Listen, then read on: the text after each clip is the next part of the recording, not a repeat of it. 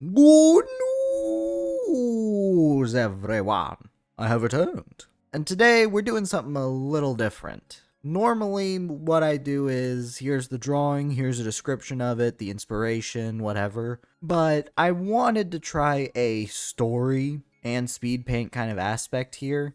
It is kind of inspired by Pop Cross, but then again, like, my entire artistic journey was. So yeah, I asked a few people what they thought would be cool, and I kind of went with that, so here we go. Our story starts with the two proxies monitoring the cunning hares going through a hollow. What they're looking for hasn't exactly been specified by any party, but given that they're chasing it down, it's probably worth something. The brother of the Phaethon duo then decides to ask a question. So, do you guys have any idea what you're looking for, or are we just trying to track down a signature?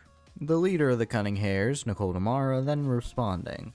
Look, we heard there was something interesting here, and honestly, considering what we heard about it, it's pretty rare, so... Now, Belle, the sister of the Phaethon duo, has her interest piqued by that. What's so rare that you'd need to go as soon as you learn about it? You said it wasn't jewelry or anything like that, so what is it? A more monotone response then came from Ambi Damara. Well, from what we understand, it's a really rare game cartridge. One of one. Oh, so it was a collectible item. That explains at least something. Still weird for a collector's item to be within a hollow, but whatever. The group then come across a box of stuff. For the most part, it's relatively normal. A gaming console, a couple of old games, nothing super special. Until at the very bottom of the box is a small red cartridge. A rather animated cyborg picking it up and holding it in front of their eye. Yo, Pokemon! I don't think I've ever heard of that. Huh. Wise then speaking once more after Billy's little statement. Just to be sure this is what we're looking for, let's quickly look through it. Phaeton's AI, otherwise known as Fairy, then begins to scan the cartridge to at least try and make sure this is what they're looking for. Every screen within Phaeton's office then starts to go haywire. The two siblings backing away as Fairy starts to come out with a distorted voice. The sibling duo then begins to feel nauseous before they start to fall to the ground. Both of them trying to make sure the other is safe, but passing out before that ever actually happens. When the two begin to wake up, they see the cunning hares looking at them, or at least 4 of them, as there's another person there that they're not familiar with. The Catherine Nakamata then looking at the two down siblings. Are you two alright? You kind of just went quiet. It didn't take much for the two siblings to realize something was off. Both of them deciding to just play along for now since they don't really know if anything dangerous happened. Belle, being the more social of the two, being the quickest to respond. Oh, yeah, we're fine. It's just a little bit of electrical issue.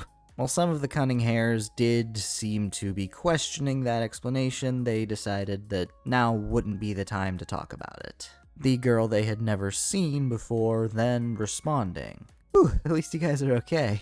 That could have ended badly.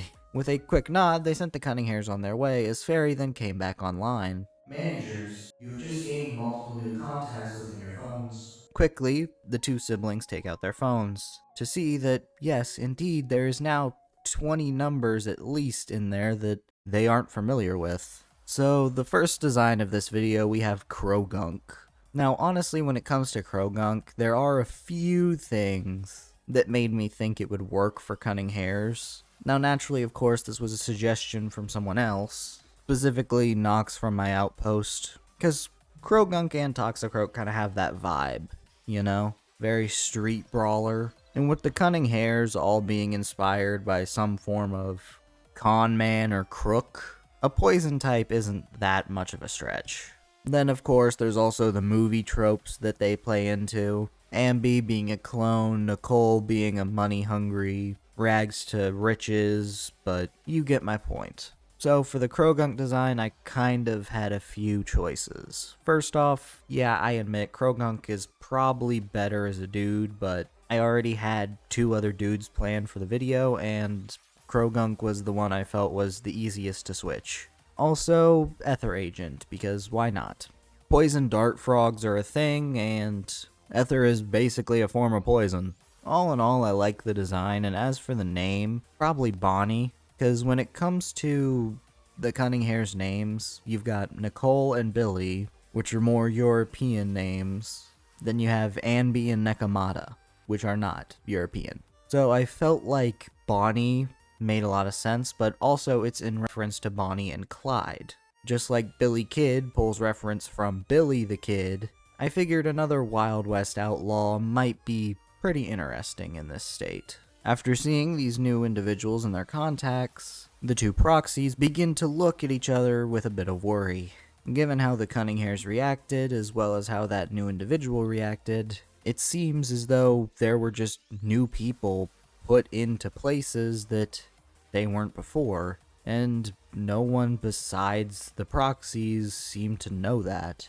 And weirdest of all, they had no idea where that cartridge was. Deciding they need to at least familiarize themselves with these new individuals, they decide to divide and conquer. While Bell heads off towards the new Eridu Public Safety, Wise decides to head towards Bellabog Industries. Upon reaching the construction site, he immediately sees the individual, a large man with fairly spotty armor, standing at the front entrance of the construction site, a purple tail swinging behind him. His scowl then lightening a bit as he sees who's coming towards the area. As Wise gets to the area, the man steps aside and stands by the window as Wise rolls it down. Hey man, what brings you here today?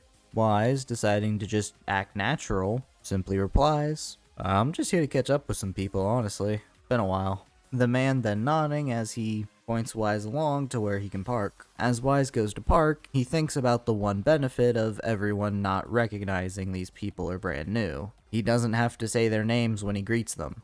Even though he does have their names because he has their contact information, it's still quite beneficial to not have to use it, especially given the amount of new contacts. So when it comes to Bellabog, there's really not much to say. They're construction themed, because they're a construction company. You've got Coletta with demolition, Grace with electrical and machinery, Anton with drilling, and then Ben with the pillar. So I feel like the best thing to have next is just someone to guard the area. Something goes wrong, they're there to try and fix it. Someone tries to mess around or vandalize, they're there to stop it. As for why I chose Nidoking, well, this wasn't my suggestion. This one came from Dan Colossus, also from the outpost I belong to. Nidoking is one of those big burly types. I mean, they just have to be. Though, just in case it's needed, he does also have basically the equivalent of knives, so that he can cut material and so that he can cut packaging and help make getting the material easier. While his main job is to defend the area, he can still be of use elsewhere with stuff like heavy lifting. Probably a physical agent, even though Bellabog is half fire, half electric. But I mean, other factions have done a more drastic mix before, so. As for the name, I haven't really fully decided yet, but I was thinking something along the lines of Ivan.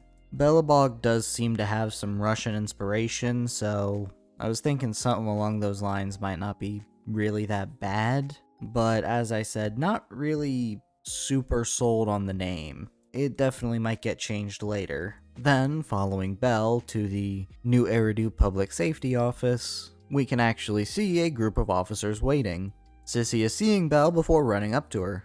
The two happily greeting each other before going back over to the rest of the group. That group including the new individual, who sort of just stays there silent. Though looking at the man showed that he didn't exactly seem to be standoffish, just not in the mood to communicate. Seth trying to strike up a conversation with the man, but the man simply decided to ignore it with the exception of a few head nods. So looks like this new character was solemn to speak, but judging by the various armor plates around their body, more than capable of speaking through action.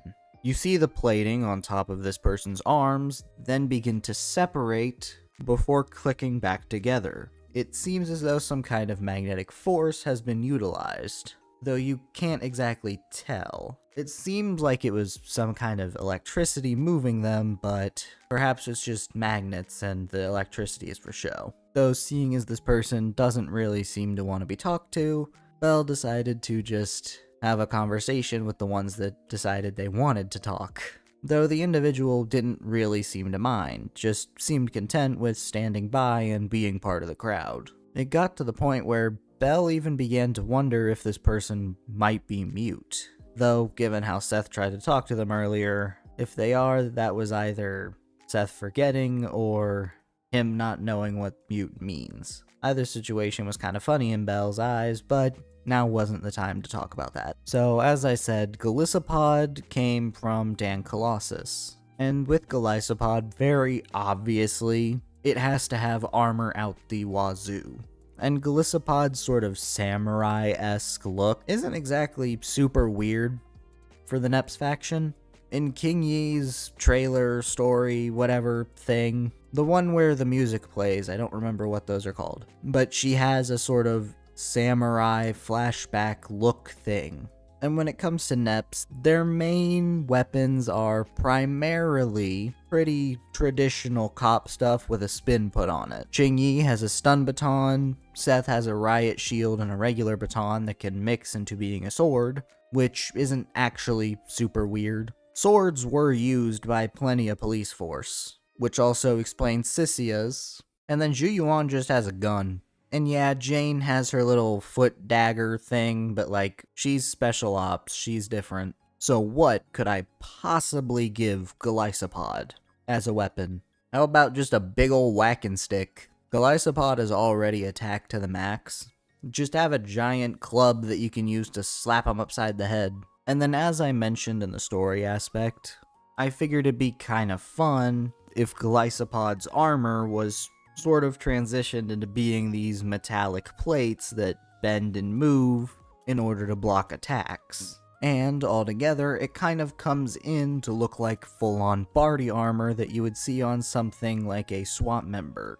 Another tank unit, just like Seth, and another electric unit, just like Seth. Because why not? Also, Neps, to my knowledge, seems to be inspired by the Chinese zodiac, with some places switching out the rabbit for a cat, explaining Seth, but also you can just lump him with the tiger if you really want to. He has the stripes for it, but still, I imagine this one would represent either the ox or the horse. Very sturdy, very calm, very confident, typical traits you would see from animals like that.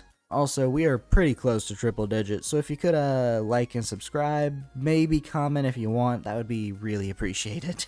After having spoke a bit with the two factions, Wise and Belle reconvene in the middle of Lumina Square, telling each other everything they learned, and deciding to go one last place for today. Heading to the area where they know Victoria Housekeeping is, they intend to meet with the group and figure out what the other member there is. Immediately upon entry, they are greeted by Alexandrina, but also another girl, in a tattered dress.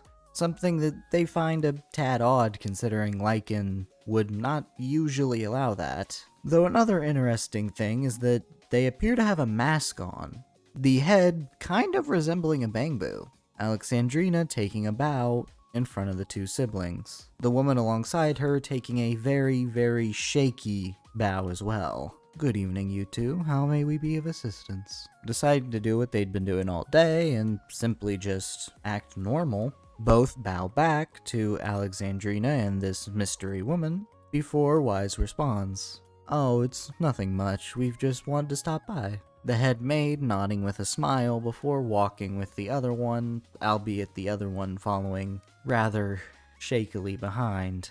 The two siblings moving as well. Upon reaching the rest of the faction, you notice the new maid run over to the corner, shakily standing there and very clearly a bit scared.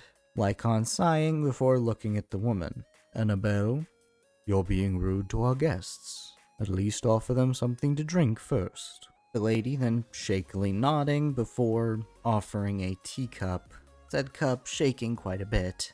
Not to seem rude, Belle quickly takes the cup. Thank you, Annabelle. The maid then receding back to her corner. I must apologize. We are truly trying to get her more socialized, but it's been difficult. Even within the faction, she seems to be brand new. That is a tad bit interesting. So with Annabelle here, it was obviously Mimikyu, which is my idea, duh.